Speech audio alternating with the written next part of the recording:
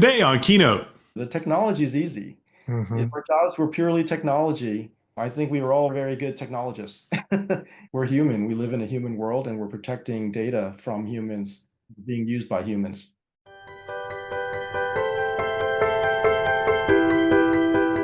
My name is Bill Russell. I'm a former CIO for a 16 hospital system and creator of This Week Health, where we are dedicated to transforming healthcare one connection at a time. Our Keynote show is designed to share conference level value with you every week. Now, let's jump right into the episode. Hey everyone, this is Drex, and we're doing Keynote today. And I have Duc Lai, who's the Chief Information Security Officer at University of Maryland Medical System. Good to see you, Duc. I'm glad you're on the show. Glad to be here, Drex. Thanks for having me.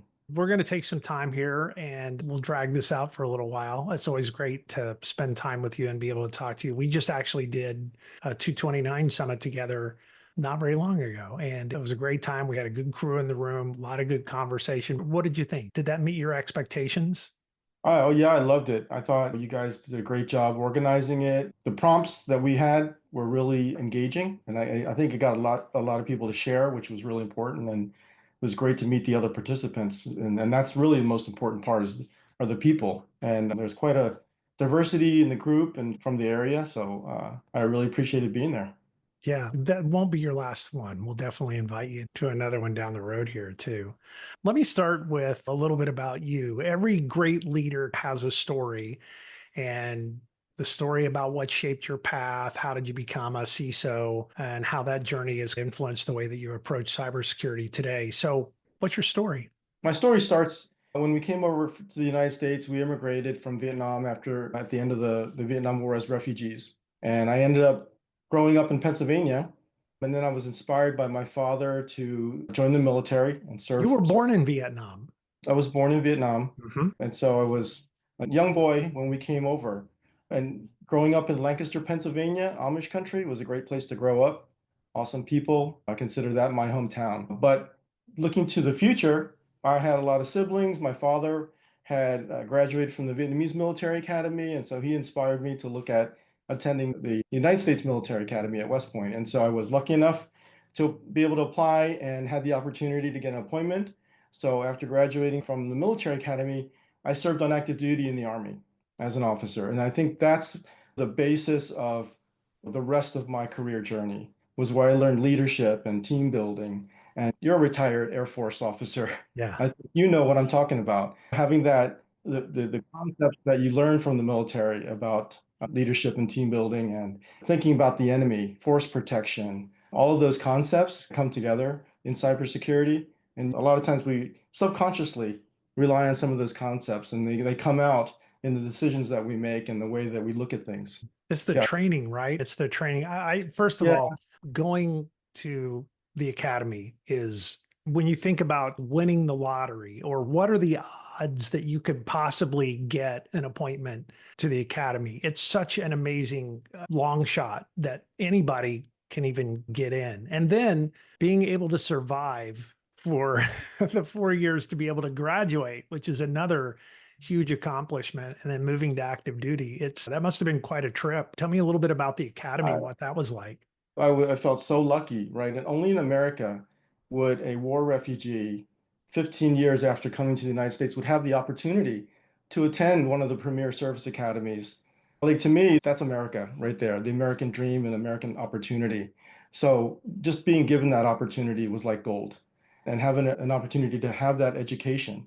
So my experience at the academy was pretty tough at the beginning, just like everyone else. It's Sure. meant to reshape you and to make you into a leader by first teaching you how to be a good follower and also how to be a team member. We were all normalized. As you can imagine, that's the military way, right? Where you go to boot camp and everybody has the same haircut, everybody wears the same clothes. It doesn't matter what background you came from. You're all in it together, and you have to rely on each other in order to make it through. We had a saying at the academy: cooperate and graduate. And we had a bunch of other military sayings, and I'm sure that you have some as well. Those are the types of lessons that you carry through your life. And I wouldn't give it up for anything. I thought the education was top notch, top quality, and really prepared me for the rest of my life and prepared me to serve on active duty, leading troops, being a platoon leader, company XO. So some of those were the experiences that helped me to build upon the academic and the educational background to get some that real world experience. I served on active duty at Fort Hood, Texas, which is now Fort Cavazos, in a combat engineer unit there in the 1st Cavalry Division. It wasn't what I went to school for, as in terms of my degree. I had an electrical engineering degree, but you learn how to use those engineering concepts and you learn how to learn to pick up technology. I was a battalion maintenance officer. I never thought I would end up learning how to fix diesel vehicles and trying to scrounge for parts, but that was quite a learning experience as well. So every step in my journey has been an incredible learning experience that I've been able to build upon. And I feel very fortunate to have had those opportunities that are unique. Yeah. It's so serving, obviously, a big part of how you grew up. And then you went to the academy and you served and you made it into the regular army and you served. Is there some thread between that and what you're doing now at University of Maryland Medical System? Yeah, absolutely. I think it really aligns with healthcare's mission, and certainly at the University of Maryland Medical System in serving our communities and providing this critical healthcare services and being a part of a mission that's bigger than yourself, right? At the Academy, the motto was duty, honor, country. In the United States Army, it's to protect the Constitution and protect and defend the Constitution and protecting our national security interests, and then leaving the military and serving in our community. I've always been drawn to organizations where the values and the mission are bigger than oneself. And so I've had the fortune to be able to work in a variety of different companies and industries. So after I left the military, I worked for a defense contractor. Then I worked for a large national ISP as a network engineer and in a for-profit shareholder-driven company. And then I've worked for not-for-profit companies and I worked for an internet security company. And when I think about it, there's a big difference between a not-for-profit healthcare organization in terms of its drive and its motivation, Mm. its value, versus a for-profit shareholder-driven company where it's a different business model. And to me, I'm drawn to that, like you said, the call to serve, the call to be able to help. I love that you have all this other experience and you bring all that to bear in a really challenging environment that we live in right now. Security and healthcare, super high stakes business. When you look back at your career, you've talked about a lot of stuff. Any specific defining moment in all of that is the thing that kind of solidified your commitment, your decision to come to healthcare and to do this kind of work? Was prior to coming to healthcare, I would say like the defining moment for me in cybersecurity was when I was offered an opportunity to be a senior security architect at a company that didn't have anyone dedicated full-time to cybersecurity. And it was a financial services company. For me, this was a greenfield opportunity. I could build a security program from the ground up. There was a saying that I learned in the military that if you take lead of a unit that's at the bottom, the only way you can go is up. Uh, and so I kept that in mind. And the first week that I got there, there was a compromise. There were workstations that had someone remotely controlling the mouse. You could sit there and see command windows open and the Wow. mouse moving around. And I'm like, okay, so here's what we need. We need some IPS. We need better antivirus. We need to lock down the firewalls. And so that just right into the fire in that role allowed me to make an impact right away and just continue to build on that. So fast forward 13 years, and I'm in charge of IT, head of IT security. I was also given the opportunity to lead IT infrastructure, so a dual role. But at that point, the security program had matured up to the point where we had all of the proper controls for a mature financial services Mhm. organization. And so I felt that when I left that role, that what I was leaving behind was impactful and would endure.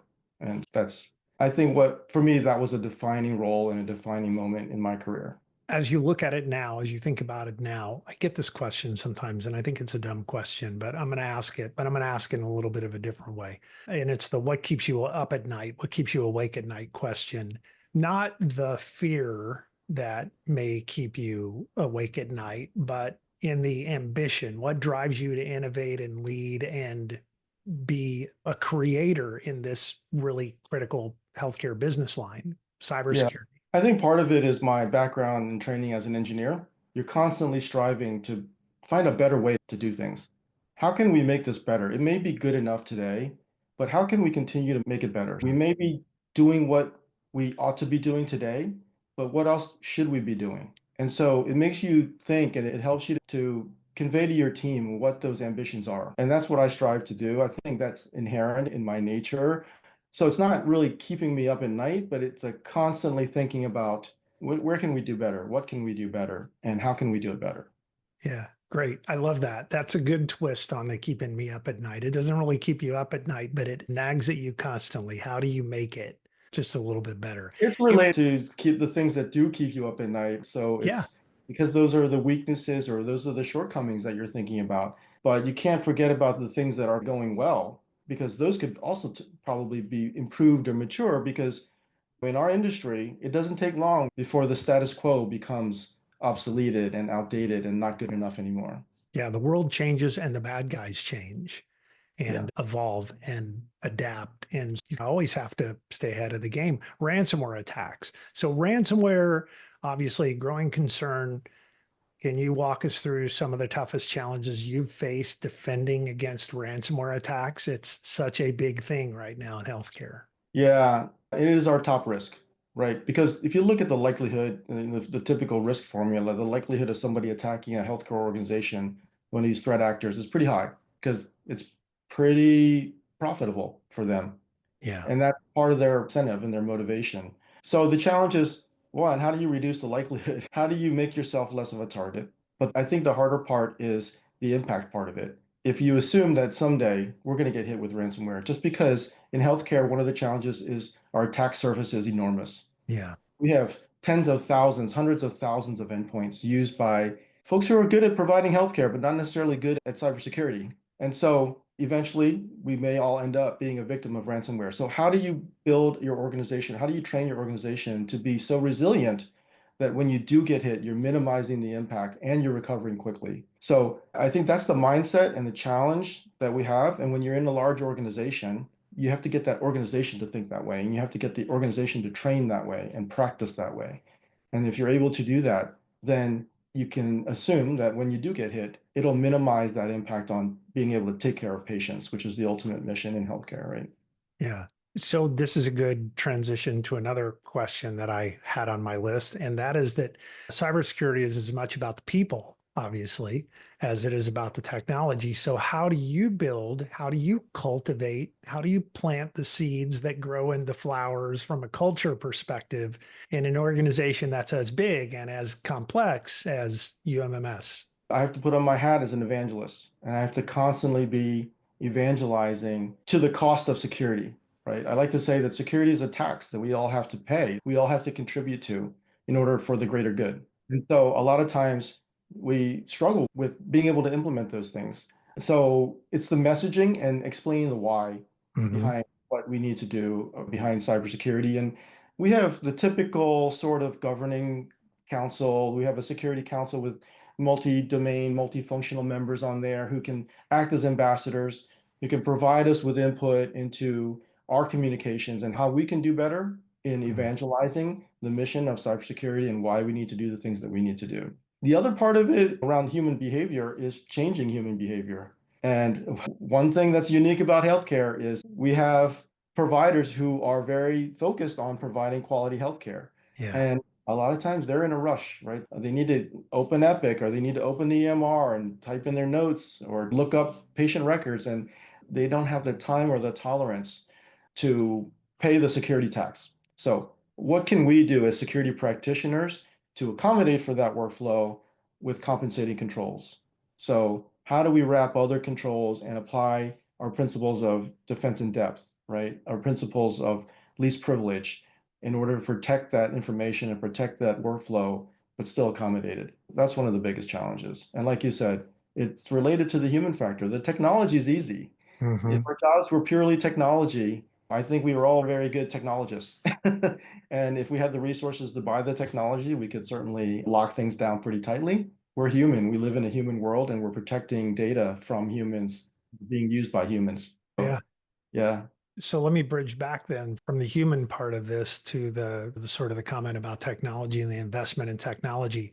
How do you think through the balance that's needed when there's this, you're sometimes being pulled back and forth between cybersecurity and the equally pressing need for improve patient care and operational efficiency and all those kinds of things. There's a lot of things that compete for people's time, compete for money, compete for the project list. How do you work that balance? You have to have an open mind, and you have to be open-minded to understand and be empathetic to what your providers, your users, your employees, your team members, what they're trying to accomplish. And you have to work with them to be flexible and agile in your security controls. And that's going to help you find the balance. And there is no single balance. The balance shifts depending on the situation. The balance shifts depending on the organization, the location, the application, the user group.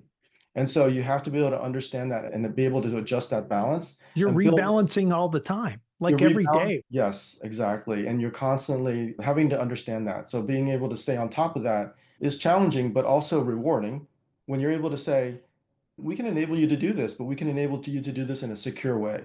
One of the examples was, I don't know if I should share this or not, but there's a desire in our organization for employees to be able to access their personal webmail at work because they're working long shifts. They want to keep in touch with their family and keep in touch with the soccer schedule and all of these personal conveniences that would be nice to have. And so how did we solve that and make it secure? We explored different options, and we chose a webmail isolation solution, which controls, you can block downloads and uploads, but allow people to actually communicate with their families in a secure manner. So to me, that was a rewarding solution because we were able to reduce our attack surface, reduce our risk via this channel, but still allow our employees to access the information and stay in touch with their families. That would ultimately, hopefully, make them happier and allow them to provide better patient care. You've spearheaded a lot of initiatives like managed detection and response for one, but a lot of technology and people initiatives at UMMS specific to MDR, but anything else you want to talk about? What led you to adopt that strategy? How's it changed your organization's security posture? Probably, maybe I'll ask you next, what's next? But The reason that an MDR solution was so critical to us was, as I mentioned before, the huge attack surface, just the tens of thousands of endpoints that we have that are used every day constantly. And so realizing that's a likely attack vector, whether it comes from anywhere else, it's going to end up on a workstation or a server. Being able to detect quickly and respond quickly and hopefully contain it to whatever the smallest blast zone that you can is a very critical approach to fighting ransomware or any other kind of attack. So that's one half of that solution. That's the technology part of the solution. But you also have to be able to have someone help you monitor that 24/7 and be dedicated to it. So in healthcare, a lot of times our security teams are fairly small or they're right sized, but there are people wearing multiple hats with multiple responsibilities and areas and not necessarily focused on being a 24/7 SOC with the technical depth of a partner that can look at these EDR events and immediately take action on your behalf. And frankly, allow us to take our Thanksgiving break and not have to be watching our emails and our events all the time. So that's really the strategy for helping to combat ransomware. And I think it's a very effective strategy, but it's a two-part strategy, right? There's the actual technology, but there's also the monitoring piece that's critical to that. And I think that's allowed us to focus on other areas, other controls around the network and around identity. And so as a backstop in case that there is an intrusion, again, be prepared and be resilient. How fast can you detect it and how fast can you respond? So there are other controls now that we can then layer in on that. yeah, like its speed is everything. So now I'll ask you the long range question. Looking 5 years from now, it's hard to imagine even what would go on in 5 years, but let's just say a year. What do you think will be some of the biggest threats to healthcare and cybersecurity, and how can we prepare for that? So in the next year or two, third-party risk exposure, you may not be compromised yourself, but we're all interconnected, especially in healthcare with lots of vendors and partners. And we've experienced some of those in the past couple of years. We at UMS have experienced several incidents related to third-party risk. That's going to continue.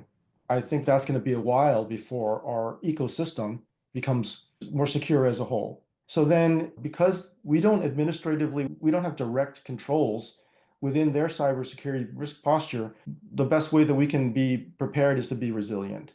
is to try to anticipate what would happen if a third party were to become compromised, and then have plans for continuing our business, for disaster recovery, and for backup and workarounds and alternatives.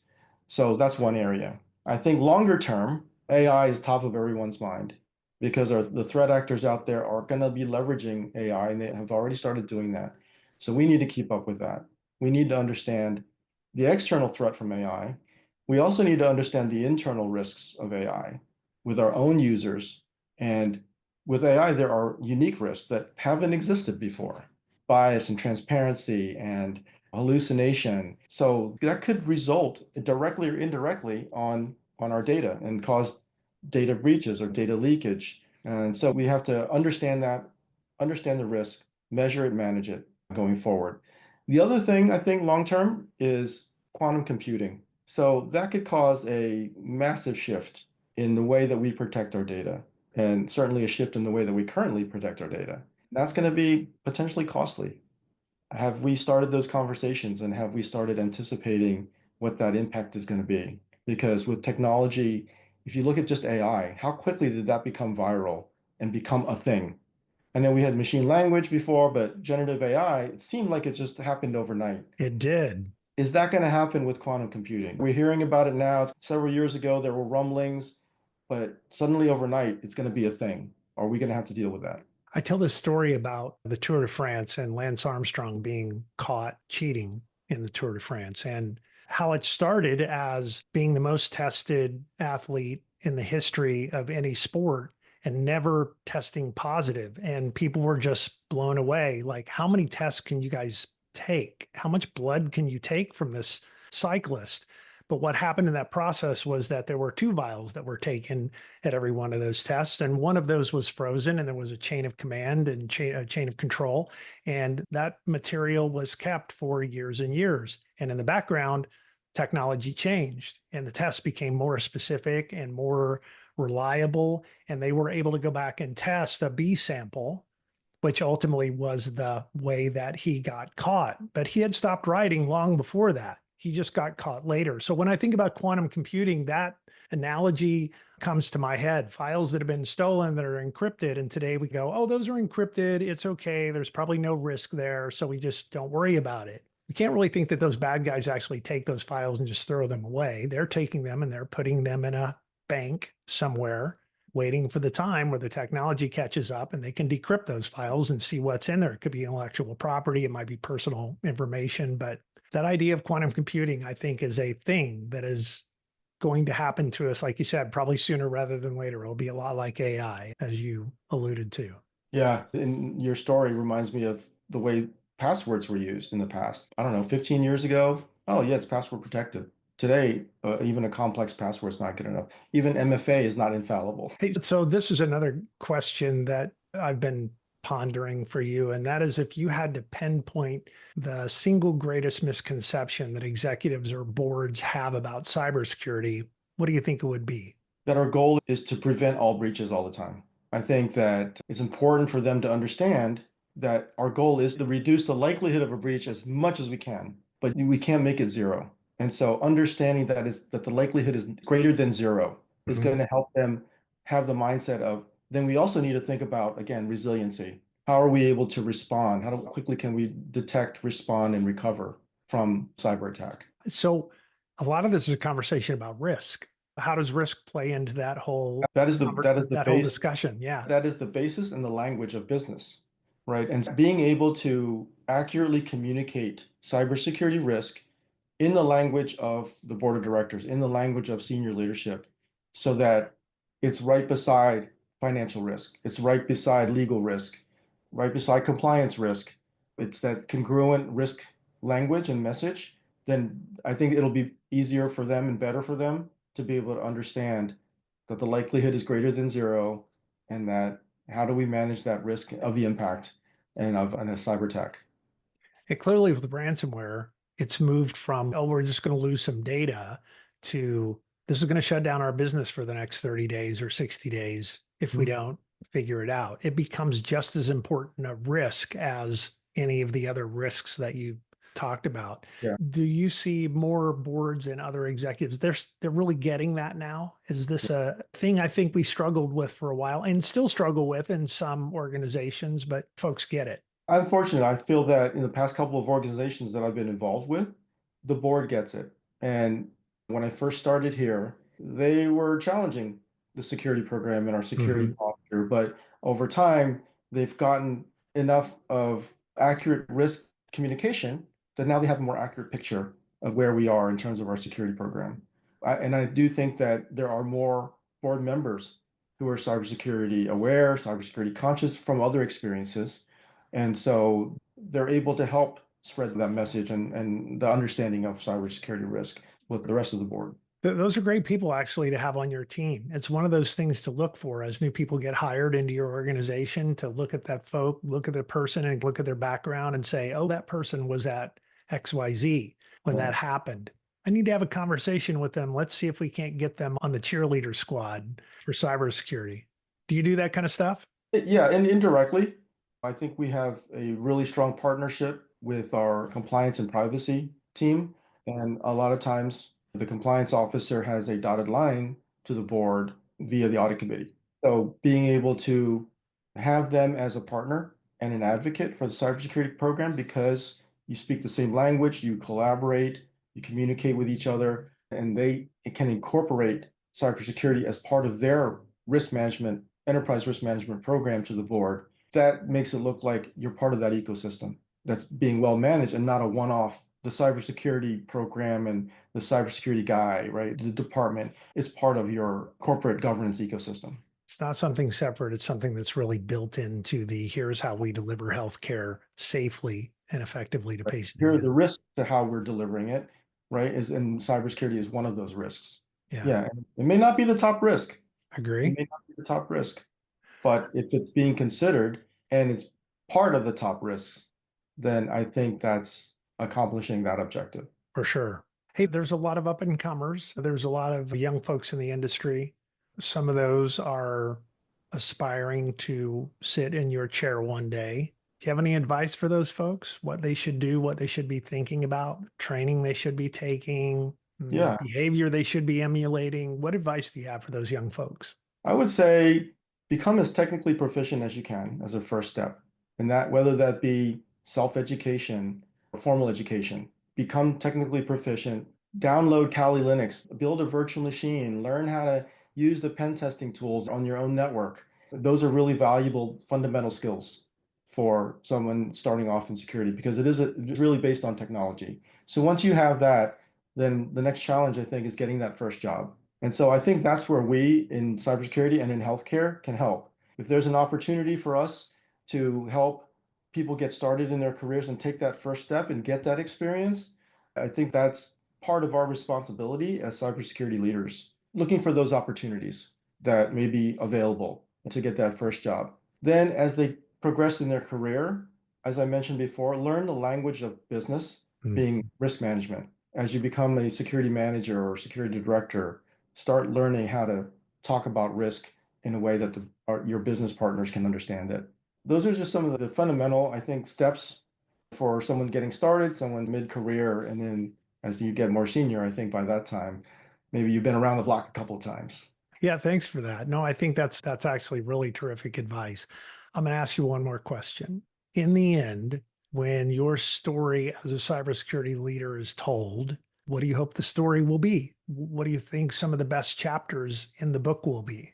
Yeah, that's a really good question. And a lot of times, my day to day, I start to think about what is my legacy going to be? When I leave this position, when I retire or leave for another opportunity, whatever that may mean, what am I leaving behind? Am I leaving behind a security program that can endure and live beyond my tenure? So when I think about things like that, it changes the way you look at decisions that you have to make because then you look at the long game. You focus less on the immediate fire that you're trying to fight, which we all do every day. But you think about, okay, if I make this process change or this organizational change, or if I strengthen this partnership and implement this program, am I going to be able, when I leave, that's going to continue on beyond me? And to me, that is what I want to leave behind is our changes to an organization that's going to make it more secure and that those changes are going to continue. Yeah, I love that. The long term, this may be something else from our military days too, but leave it better than you found it, right? Yes. And make sure that it can survive after you leave. That's great. Hey, thanks so much for being on the program today. I really appreciate it. It's always a pleasure talking to you, Drex, and thank you again for having me on. Thanks for listening to this week's keynote. If you found value, share it with a peer. It's a great chance to discuss and in some cases start a mentoring relationship. One way you can support the show is to subscribe and leave us a rating. Love it if you could do that. Thanks for listening. That's all for now.